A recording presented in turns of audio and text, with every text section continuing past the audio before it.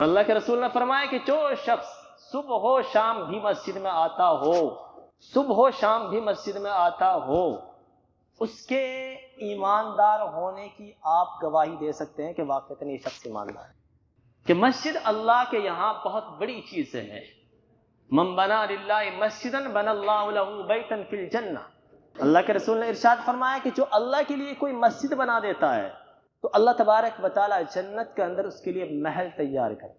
اور یہاں تک روایات کے اندر آتا ہے کہ اگر کوئی شخص مسجد کے اندر ایک اینٹ کے برابر بھی حصہ لے لیتا ہے، اللہ تبارک و تعالی اس کے لیے بھی گھر بناتے ہیں۔ اور اللہ کے رسول نے فرمایا کہ جو شخص صبح و شام بھی مسجد میں آتا ہو، صبح و شام بھی مسجد میں آتا ہو، اس کے ایماندار ہونے کی آپ گواہی دے سکتے ہیں کہ واقعتاً یہ شخص ایماندار ہے۔ تو یہ اللہ کے رسول کی جو حدیث ہے کہ مسجد آتا ہو اس کے ایماندار ہونے کی گواہی دے سکتے ہیں، تو میں آپ کے سامنے ایک سوال رکھتا ہوں، خاص طور سے ہمارے جو عوام لوگ بیٹھے ہوئے ہیں یہاں، حدیث کی روشنی میں کیا مجھے اور آپ کو واقعتاً مسلمان ایمان والا کہا جا سکتا ہے؟ کوشچن بتائیے کیا جواب ہو سکتا ہے؟ اللہ کے رسول یہ فرمانے کہ جو مسجد آتا ہے اس کے ایماندار ہونے کی گواہی دو۔ کیا ہمارا تعلق مسجد سے ہے؟ کیا صبح و شام بھی ہم آ رہے ہیں مسجد میں؟ کیوں جواب نہیں دے رہے نوجوان خاموش بیٹھے جو پیچھے؟ کبھی سوچا اس کے اوپر؟ کبھی فرصت ملی؟ کبھی موبائل نے فرصت دی آپ لوگوں کو؟ کیا پیسے کمانے نے فرصت دی؟ 1 سے 2، 2 سے 10، 10 سے سینکڑا پیسے پر پیسے کمائے جا رہے ہیں، باپ کما رہا، بیٹا کما رہا، کوشش یہ ہے کہ بیوی بھی کمائے، بچی بھی کمائے، بچے بھی، سب کمائے۔ کتنا کماؤ گے؟ اللہ کی قسم اس کے اندر سکون نہیں ہے۔ جانا ہے، کیا رتن ٹاٹا نہیں چلا گیا؟ کتنے پیسے کا مالک تھا، کچھ لے گیا اپنے ساتھ؟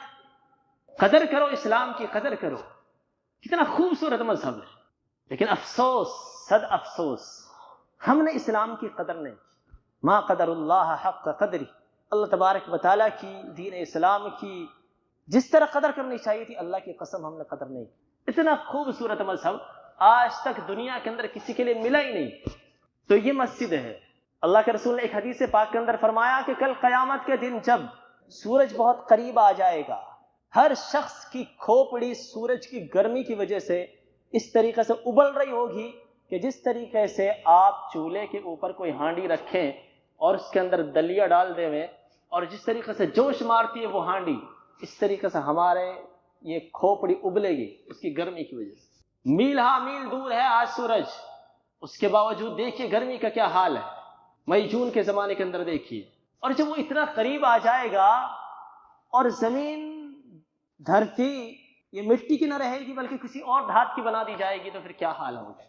اس کے لیے اللہ کے رسول ارشاد فرما رہے ہیں کہ اگر کوئی بندہ ایسا ہے کہ جس کا دل مسجد سے اٹکا رہتا ہو، یعنی مسجد سے اس کا تعلق ہو، یعنی تجارت میں رہتا ہے، وہ دکانداری کرتا ہے، وہ کچھ بھی کرتا ہے، لیکن اس کے کان آذان کے اوپر ہوتے ہیں، جیسے ہی آذان ہوتی ہے وہ مسجد کی طرف روانہ ہو جاتا ہے۔ اگر کوئی بندہ اتنا کام بھی کر لے وے، ہر وقت اعتکاف کرنا مسجد میں ضروری نہیں، کوئی ضروری نہیں ہے، لیکن اتنا اگر کوئی بندہ کر لے وے کہ وہ آذان پر کان رکھے، جیسے ہی آذان لگے فوراً مسجد کی طرف آ جائے، اتنا بھی اگر کوئی کر لے تو میرے رسول نے ارشاد فرمایا کل قیامت کے دن جب یہ حال ہوگا جیسے میں نے ابھی بتایا، ہر شخص اتنا بے نیاز ہوگا، کسی کو کسی کا ہوش نہیں ہوگا، ہر شخص ننگا اٹھے گا، ننگا جیسے ماں کے پیٹ سے پیدا ہوتا ہے، چاہے مرد ہو یا عورت ہو، ایک دم ننگا، سر سے لے کر پیر تک مکمل ننگا ہوگا انسان۔ حضرت عائشہ نے سوال کیا یا رسول اللہ کتنی شرم آئے گی اس وقت، کیا لوگ ایک دوسرے کو دیکھیں گے نہیں؟ تو اللہ کے رسول نے فرمایا عائشہ اتنا ہوش ہی کہاں ہوگا کہ لوگ ایک دوسرے کو دیکھ سکیں، کوئی نہیں دیکھے گا کسی کو، پہچان ختم ہو جائے گی۔ فلا انساب بینہم، ان کے درمیان کوئی تعلق نہیں رہے گا، باپ بیٹے کو نہیں پہچانے گا، بیٹا باپ کو نہیں پہچانے گا، میاں بیوی کو نہیں پہچانے گا، بیوی میاں کو نہیں چھپیں گے ایک دوسرے کو دیکھ کر، کہیں کوئی نیکی کا سوال نہ کر لیا جائے۔ ایسے حالات کے لیے قربان جائیں میرے نبی کے، انہوں نے نسخہ بتا دیا کہ اتنا ہی کر لو، کماؤ، دکان کرو، کھیتی کرو، باڑی کرو، مزدوری کرو، کچھ بھی کرو، لیکن 5 وقت کی جو آذان لگتی ہے اس کے اوپر تھوڑا ذہن رکھو، جیسی آذان لگے مسجد کی طرف آ جاؤ، تو کل قیامت کے دن اللہ تبارک و تعالیٰ اپنے عرش کے سائے میں جگہ عطا فرمائیں گے. کیا محنت ہے اس کے اندر؟ کیا کر لیا؟ کیا آپ کا وقت لے لیا بہت زیادہ؟ فرض نماز مانگ رہے ہیں آپ سے اللہ تعالیٰ، یہ نہ کر سکے ہم تو پھر کیا کریں گے؟ بتائیے پھر کس طریقے سے ہماری جو ہے چھٹکارا ہو جائے، ہمیں کیسے ہم ترقی کر لیں، کیسے ہم ترقی یافتہ قوموں میں داخل ہو جائیں؟